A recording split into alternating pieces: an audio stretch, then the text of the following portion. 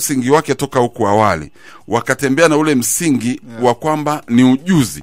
Umeona? Yani tutembea na ule msingi kwamba ni ujuzi. Yani kwamba mtu yote anaenda shuleni, tukimaliza ile K3, umeona? Tuende katika upande wa ujuzi kwamba okay, huyu tunamuona huyu aende kwenye kukari. Umeona? Mtu yote ambaye ana professionalize katika kitu kimoja anakuwa ni mzuri na nitegemezi. Haimaanishi kwamba mimi mtoto wangu nataka awe engineer. Umeona? Lakini engineer ni wewe unamuengineer. Yani sio kwamba ni yeye, sio ubongo wake unauhitaji ule uengineer. Isipokuwa ni wewe unamwekea uengineer ambao hauwezi. Mimi wazazi wangu waliniwekea law. Umeona? Kwenye sheria. Kapeleka kwenye sheria. Nikapeleka kwenye sheria. Umeona? Nikaanza zangu basic vizuri. Umeona? Lakini mwisho wa siku nikaja nikakaa na wazazi nikamwambia huko mimi mbona sipo?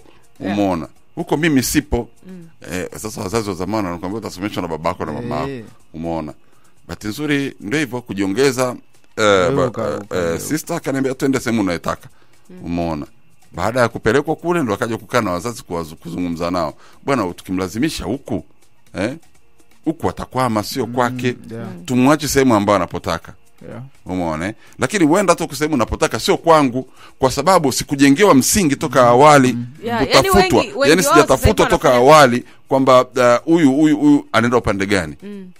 Sikutafuta toka awali, lakini isipokuja nimekuja kujitafuta mwenyewe nikiwa tayari baada ya kupotea sana. Nimepotea mzigo nimebeba mzigo wa miaka 7. Sawa?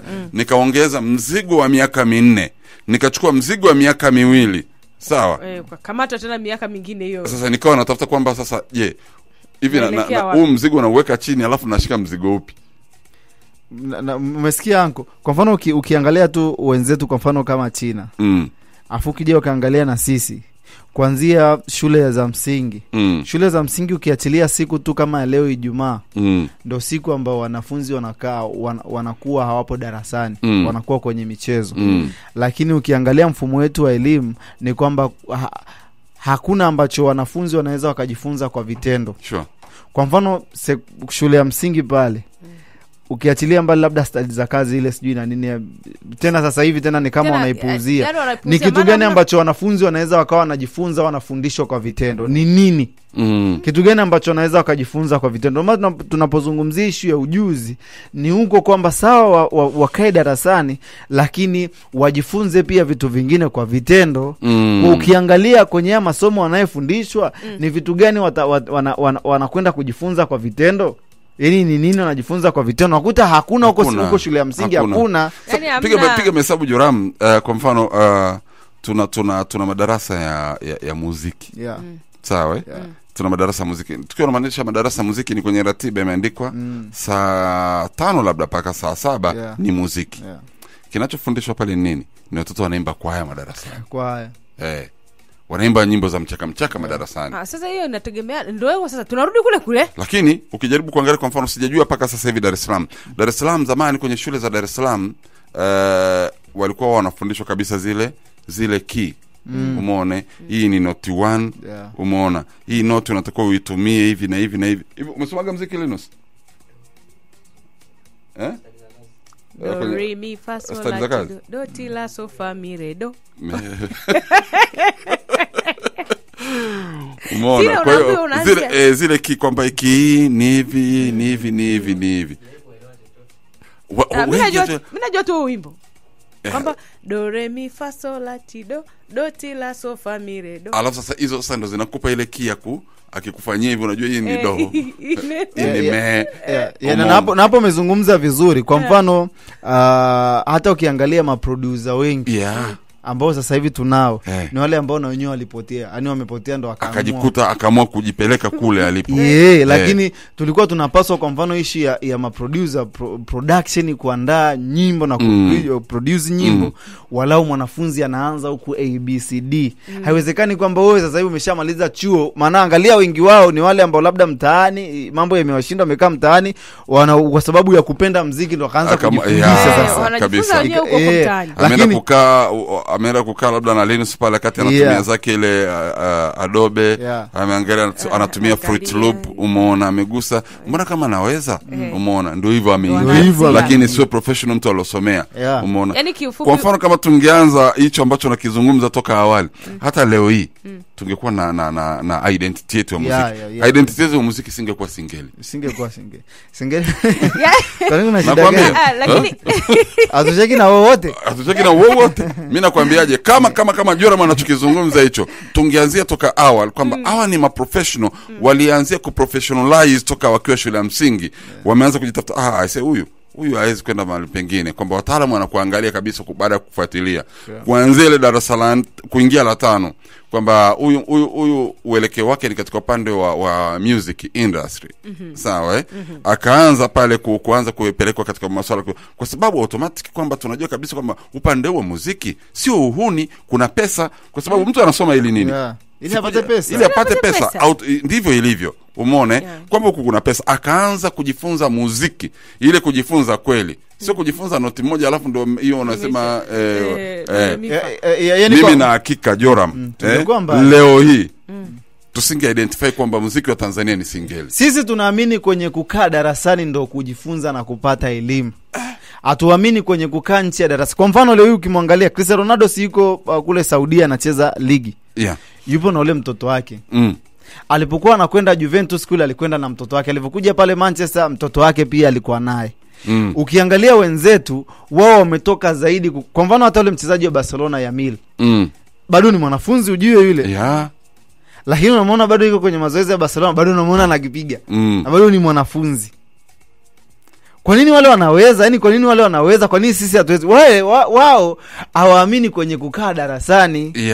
Ndio maana leo hii hata ukija kwenye kwa mwanafunzi ni nada sana kumkuta mwanafunzi anacheza mpira ligi kuu kabisa. Na ndio maana ni nada sana kumkuta mwanafunzi ambaye ana uwezo wa kuwa referee anakwenda kuwa referee kwenye mechi za ligi kuu, kwa sababu ili hali bado ni mwanafunzi. Muda hana kwa sababu ya mrundikano wa masomo. Muda darasani ndio ile kwa mfano ndio maana hata ukuraia naambia mtoto anazunguka nini muda ulikuwa ni muda wa kukaa darasani. Kwa sababu ukijaribu kumwangalia kwa mfano ukimfuatilia kama ya Mili, umeona alikwenda kucheza Euro, amepewa kazi assignment na walimu. Umeona. Na unaweza kukuta kwamba hata darasani kwake yani ni anaperform vizuri kuliko mtu mwingine yoyote ukimfananisha na mtu huyu wa kwetu ambaye anabeba mzigo. Kwa sababu sisi tunabebeshwa mzigo bro sana. Umeona? Sisi tunabebesha mzigo. Wewe unawasoma kwa mfano kwa sisi ambao tumesoma history. By the way mimi nimesoma ya HGE. Sawa nimesoma history kuanzia primary paka A level. Umeona? History. Nasoma siasa za nchi za watu. Umeshaona? Tena vitu vilishawahi kupita. Vitu ambavyo vilishawahi kupita. Umeona? Bado nilikuwa nasoma kwamba binadamu ametokana na nyani. Umeona? Nabeba huo mzigo tu. Si kuprofessionalize kwamba okay, kwa nini siende kuwa jolo au nikawe hawa watu wa historia. Umeona? Nikadili na kitu kimoja kwamba niachane na masuala mengine, ni mimi bwana ni wanitupe katika upande wa history. Umeona? Nichimbe historia. Je, ni kweli kwamba binadamu alikuwa duniani akabadilika kwenye ile evolution? Umeona? Mimi ningekuwa ni mtu mzuri sasa hivi tofauti na kubebeshwa mzigo. Nimebeba mzigo na kuja kuongezewa mzigo. Alafu baada ya kufika mwisho nimestaki. Na sasa nataka niweke ule mzigo na kutana kama mzigo kingine. Cha kuanza kujitafuta kwamba hivi natakiwa kuwa nani. Na hapo sasa anko angalia maspasta wengi wa Tanzania utaona na posti watoto wao kwa kuwapongeza kwa kufaulu form 6 au form 4 lakini umeshawahi kuona maspasta wa wenzetu wakiposti ufaulu watoto wao? Hapana. Wao angalia kwenye ufaulu bro. Wao wanaangalia ndio maana kwa mfano ukiangalia sasa hivi mwangalia mtu kama Wizkid yule mtoto wake anampeleka kwenye hizi academy za football kwa sababu anaona mtoto wake ana uwezo wa kucheza mpira. Anampeleka huko. Kwa hiyo ni ngumu sana. Yaani wao wameshaondoka kwenye masuala ya aseme ametusua biozi. Ametusua. Maana ukijaribu kurudia na kazawadi. Ndio hicho ambacho tunakizungumza kwamba ukiwafuatilia Joseph Mrindoko aliwahi kuzungumza sana yeye aamini katika ufaulu. umeona watu wengi walimpinga sana kwa kile ambacho amekizungumza kwamba yeye anaamini katika ujuzi. Umeona lakini si ufaulu. Aamini katika kwamba amekuwa mtu wa kwanza, kwa sababu baadaye kitakachokupima ni ujuzi. Hatukupimi wewe kwamba ni daktari kwa kuwa na cheti kizuri, tunakupima kwa ule utaalamu wako. Tuangalie by the japo wazazi wengi waga wanasemaga wao ni wa kwanza. Mimi nilikuwa kwanza, wa pili, wa tatu. Umeona for reality mimi toka naanza shule msingi sikuwekwa chini ya namba 3. Umeona 1 2 3.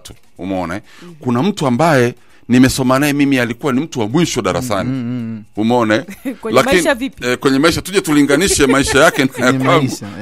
Yaani uje ulinganishe maisha yake na ya kwangu, vitu vitu tofauti kabisa, kwamba yeye sasa hivi ameajiri lakini mimi nimeajiriwa. Mimi ambaye nilikuwa namuongoza darasani, mimi nilikuwa namuona mbumbumbu huyu. Na zipo hizo madarasani kwamba huyu mbumbumbu huyu ana kitu la mwisho ile darasani. Lakini ndio huyu ambaye kwamba sasa hivi ana watu ambao wamewaajiri, ambao watu walikuwa ni namba 1 kama ambavyo mimi nilikuwepo namba 1, namba 2, namba 3. Watu ambao walikuwepo kwamba wao madarasani ndio walikuwa wanaonekana kwamba ndio kila kitu. Sasa hivi yule ambaye ni mbumbumbu ambao alikuwa tunamuita msomi, umeona sasa hivi ana kampuni yake, amewaajiri watu wa kutosha. Unajua sio kwamba ni mbumbumbu, ni kwa sababu sisi tumejipambanua na kuona kwamba ukifaulu darasani wewe ndo una akili. Unakaa bala kwanza unakaa unawaza tu definition kwamba unakariri definition. Yaani unajua wengi wao afu pia kuna tofauti hatuelewi. Yaani ni ile watu tunakariri. Na ndio maana hata pia sisi wazazi tunachangia. Kwa maana sasa hivi mzazi akisikia mtoto wako eti shuleni ni dansa, umeelewa? Shuleni wanakuwa na hiyo kwa shule zingine wanaika vile dansa. Wewe dansa sijui nini. Nakumbuka siku moja nilikuwa kwenye mahafali moja hivi, wazazi wakawa wanamjaji yule kijana. Yule kijana alikuwa na dance, umeelewa? Ana dance the way alivyovaa nini, yule minyimburuko yake kila kitu. Watu wakasema huyu hamna kitu. Yaani wazazi pale pale kwenye mahafali wakawa wanamjaji yule kijana. Wengine wanakuambia mimi nakwambia hadi wanaapa. Yaani mtu anacheza hivi, hamna kitu anafanya. Sasa ilivyokuja kwenye ile kupewa zawadi. My friend, biology amechukua. Yaani alichukua karibia masomo yote. Ana division 1. Yule jamaa. Wazazi wakasema sasa alikuwa anapata muda wapi kusoma na muda wa kufanya hivi. Lakini mwisho wa siku sisi ni wazazi tunakatisha watoto tamaa. Yaani sio kwamba tuoni vitu watoto wanapenda, tunaviona. Ila sasa mtu sasa hivi kumwambia mzazi, wewe sasa hivi nenda kaambia mzazi wako nataka kuwa mwanamuziki. Kwa mfano anakufukuza hadi nyumbani. Yaani kwa mfano unamwona kama Chino Kids.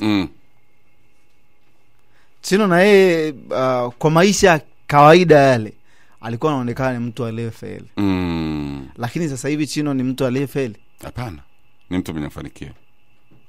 Kupitia hii dance sijui nini na nini. Hiyo ndio hiyo sasa hivi kuna ngoma moja pia naona kama inaweza ikaja yeye na AY. Kupitia hii kwenye kudance. Kwa hiyo kuna vitu ambavyo kimsingi tukianza kuvipa uthamani bana, tunaweza kwanza tukao tunaondoa ili wimbi la watu kutokuwa na ajira.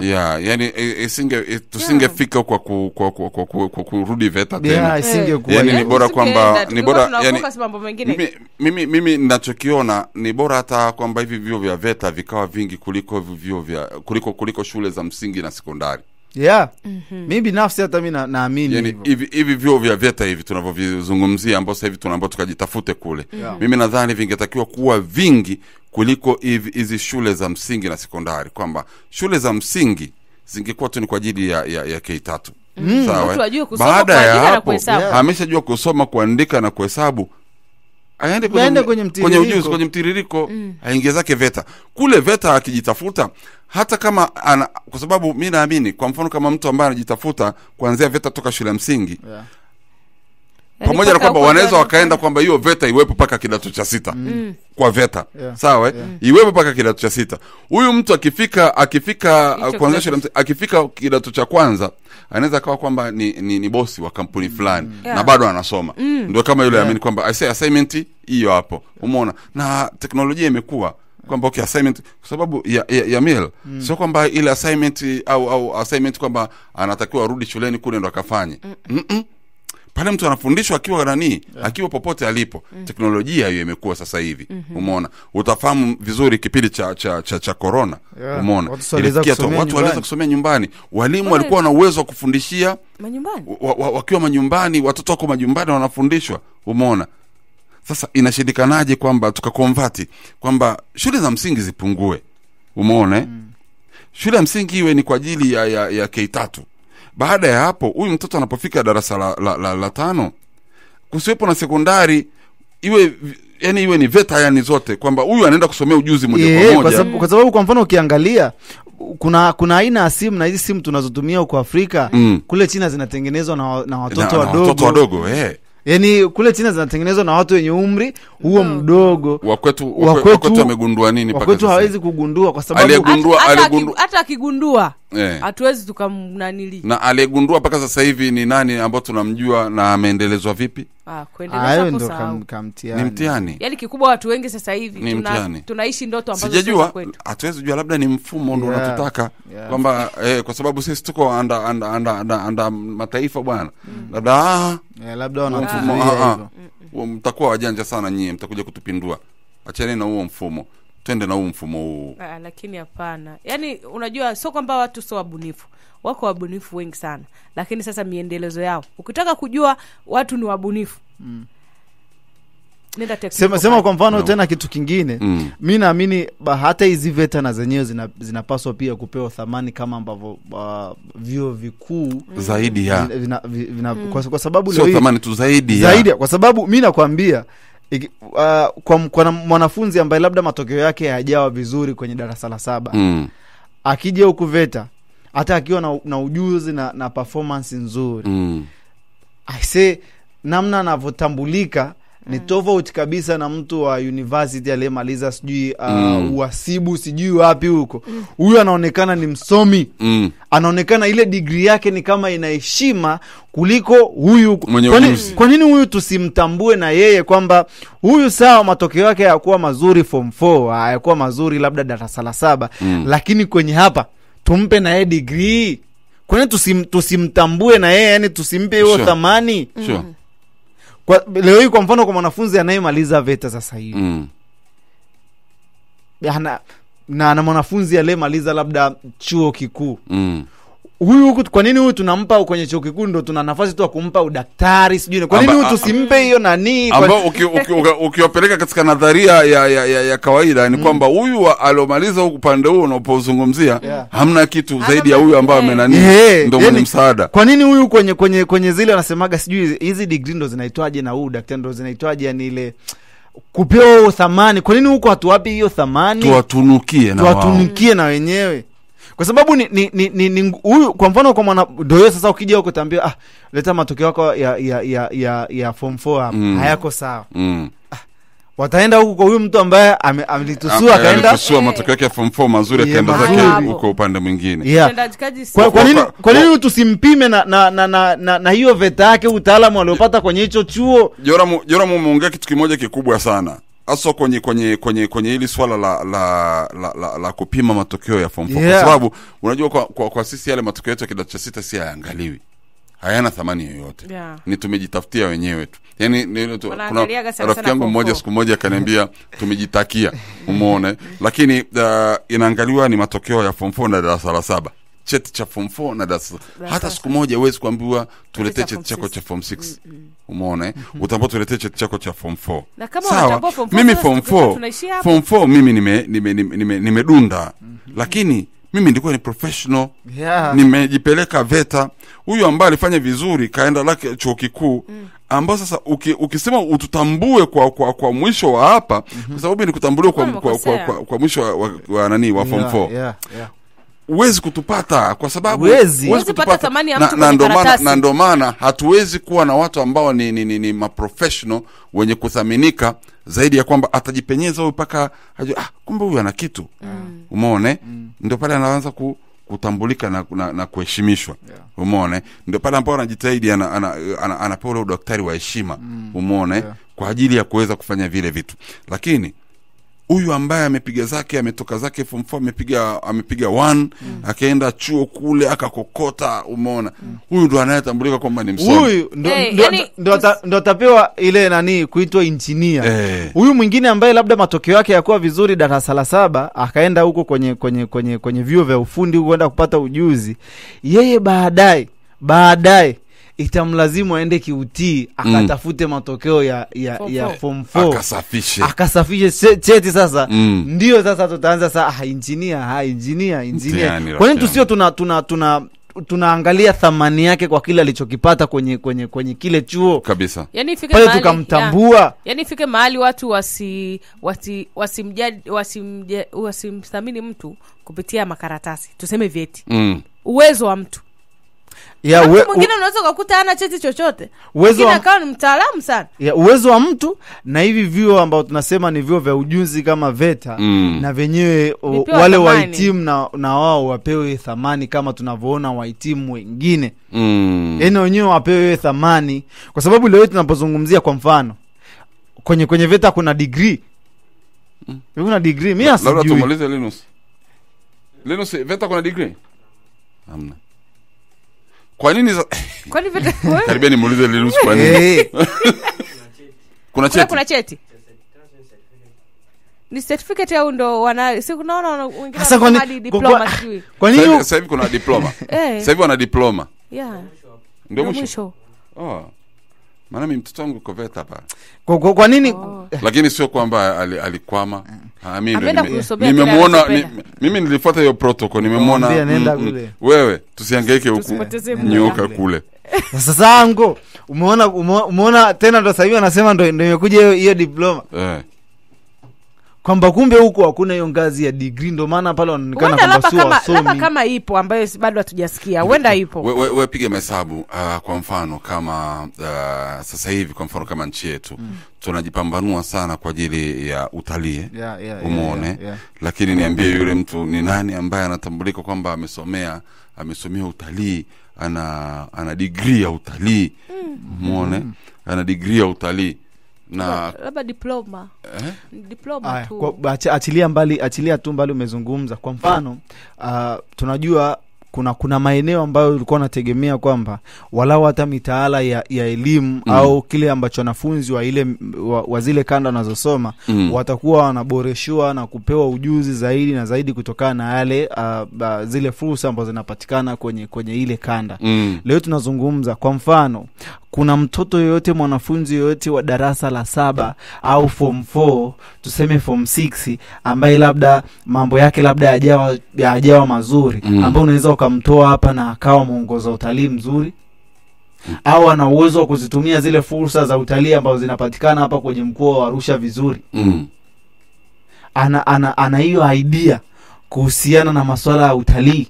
Ndio maana siku moja nikawaambia kwenye shule ya watoto wangu wanaosoma. Nikamwambia hivi hamna uwezekano wa kwanza kufundisha watoto utalii kuanzia hapa. Kwa sababu hao watoto wetu wanasoma Kiingereza, umeona au FM Academy wanasoma Kiingereza kuanzia mwanzo, sababu ni moja kati wanasoma kuna Kiingereza, shule zingine zina Kifaransa, umeona lugha ya kitalii, umeona.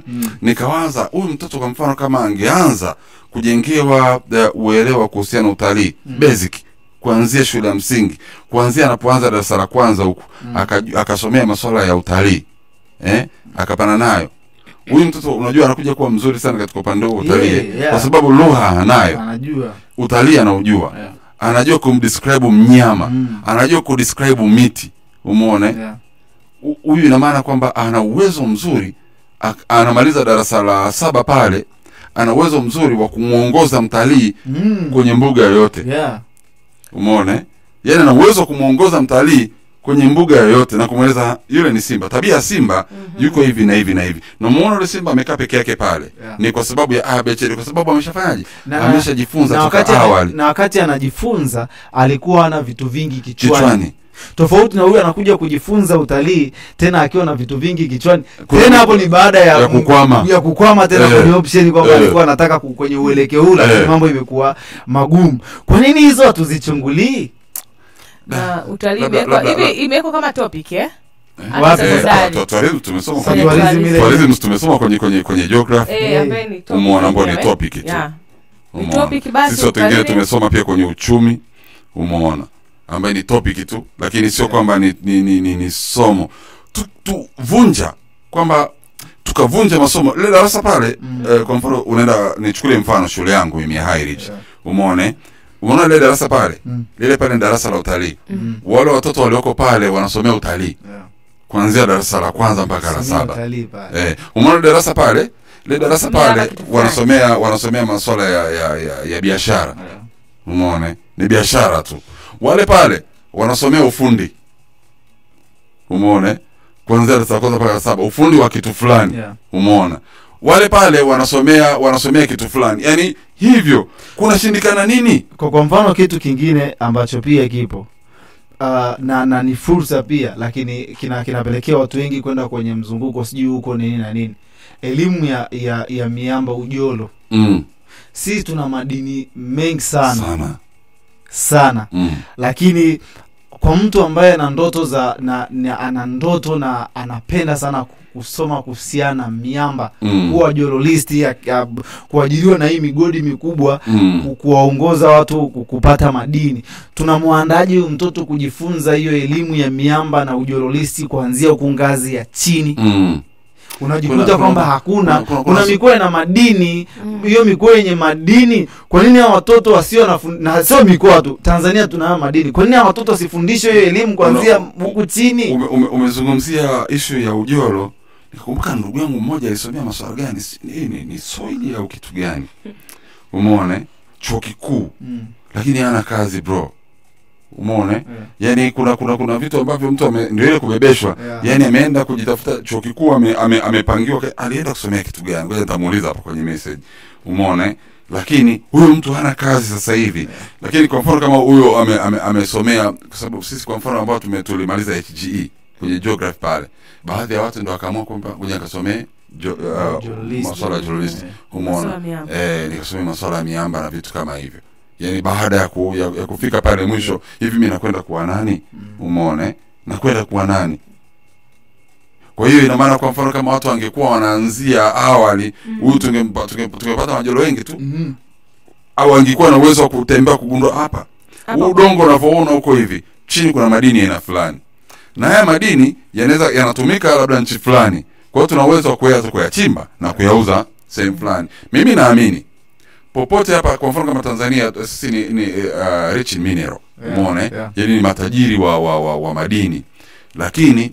hatuna wataalamu ambao wanaweza kujua kwamba kuna nini hapa sasa hivi Joram unaweza usiamini labda hata hapa huenda kwenye hapa tulipo huenda kuna aina fulani ya madini ambayo sisi hatuyajui na huenda yanatoka na tunayachezea lakini hatujui kama ni madini lakini huenda pia yana thamani kubwa sana katika baadhi ya nchi ambazo sisi hatuna matumizi nayo kwa hiyo kama tungekuwa na majoro wengi ambao walianzia toka awali wakagundua kabisa hapa bwana kuna madini haya kwa jinsi tunavyofahamu sisi madini yanatumika labda katika nchi fulani kwa ajili ya kutengeneza kitu fulani tayari ajira pale zimefunguka watu wasingerudi VETA tena umeona watu wasingerudi VETA kusingekuwa na kauli za kurudi VETA watu wangeendelea na masomo hatupaswi kuambia wasomi warudi VETA tunapaswa kuandaa wasomi kuanzia huko chini wapate elimu ya VETA tutazungumza mengi sana hii mimi nikizungumzaga hii kitu inaniumaga sana kuna muda na waangaliaga watoto wangu alafu naanza kuwajeruhi unajua kuna ile sababu wasi bado wanajitafuta sasa hivi wao wanajitafuta hivi unajua mwisho wao ukiangalia yani sasa hivi unaona mwisho wao yani unachanganyikiwa uone mwisho wao yani mzazi ujui mtoto wako anakuja kuwa nani unachanganyikiwa kwa sababu ya mrundikano wa vitu vingi ambavyo anakuwa amevibeba umeona unamwangalia mtoto wako unamwona footballer unamwangalia mtoto wako unamwona engineer kwa vitu anavyosoma unamwangalia mtoto wako unamwona ni mpishi unamwangalia mtoto wako unamwona yani unachanganyikiwa kwa sababu hatujawa specialize toka awali kujua kabisa mtoto wangu mimi ndio anafaa kuwa kitu fulani zaidi ni ile kazi ya ziada ambayo tunakuwa naye kuanza kuumiza kichwa kuanza kumtafuta mtoto inakuwa ni shida kumpata kutokana na ule mrundikano wa masomo mengi ambayo anakuwa mtoto. Usipokuwa makini mtoto wako atakuja tena kujitafuta kama wewe sasa. Hiyo ndio kitu ambacho kinaona. Ndio maana nakwambia mimi kuna sana kana naangalia watoto wangu hivi na hivi huyu ana uelekeo wake uko wapi? Umeona? Unaona ameelekea huko pap. Unamwona ameumbishwa amerudi kupap. Umeona ameumbishwa amerudi kupap. Sasa ni wakina Mrindoko aliwahi kuuliza wazazi kwamba unamwandaa mtoto wako kuwa nani? Swali pia nauliza watu. Ukimtazama mtoto wako unamwona nani? Unamwona ni nani?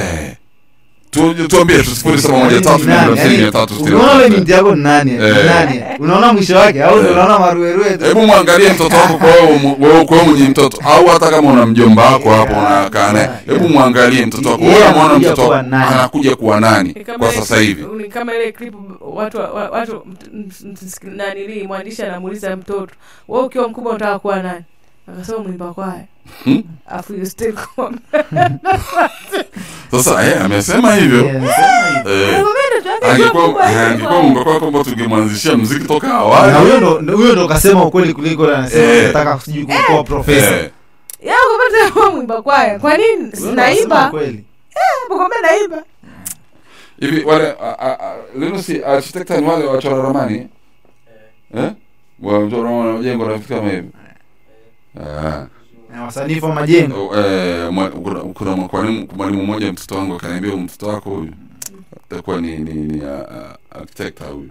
Nikamwambia kwa nini, akanipa sababu hivi. Nikamwambia okay, ngoja tuendelee kumtafuta. Sema sasa watamzungusha sasa. Sasa ile inaweza kaondoka kwa sababu anapoendelea kuingiza anaendelea kulimwa na mzigo. Anaona mbona hii inaweza kafa. Ndio mtoto akiwa darasa pili ukimuuliza nataka akwambia kwamba nataka kuwa daktari. Mpe mwaka mmoja. Kija kumuuliza anakuwa kwa hivyo. Je kusikia kwenye familia zetu mtoto anaongea sana. Hivyo mbona unaongea sana? Utakuwa mtangazaji nini? Jamani, kutangaza sio kuongea jamani. Ulishokutana hiyo kitu? Mbona unaongea sana? Mbaya zaidi kuna ile wewe mbona mbea sana? Utakuja kuwa mwandishi wa habari. Jamani, mwandishi wa habari sio wambea. Tuombeni radhi jamani katika hizo kauli ambazo mnazitoa. Unakuta mtu labda unaongea, utasikia mtu anakuambia mbona yule ameongea vizuri?